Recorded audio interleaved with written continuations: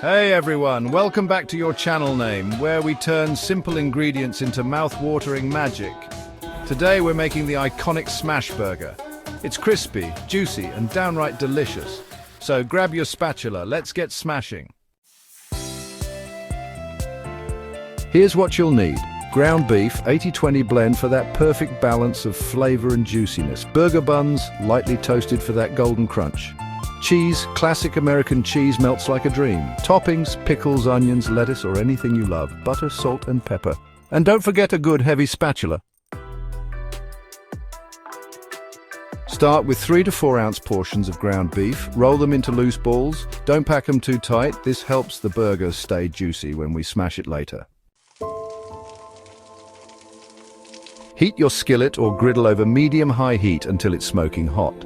A hot surface is key to getting that crispy caramelized crust. Now for the fun part. Place your beef ball on the skillet and use a spatula to smash it down as flat as you can. Hold it for about 10 seconds to really lock in that crust. Season it with a pinch of salt and pepper right after smashing. After 2 to 3 minutes, when you see crispy edges and juices bubbling on top, it's time to flip. Look at that crust. Perfection. Immediately slap on a slice of cheese so it melts beautifully.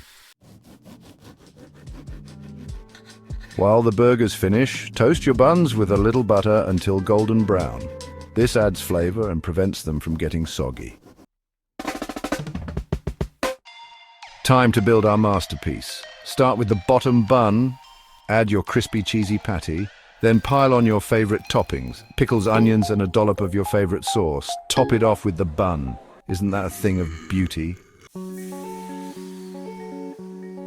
And there you have it, the ultimate smash burger. Crispy on the outside, juicy on the inside, and packed with flavor.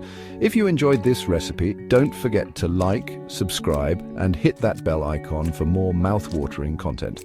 Thanks for watching, and I'll see you next time.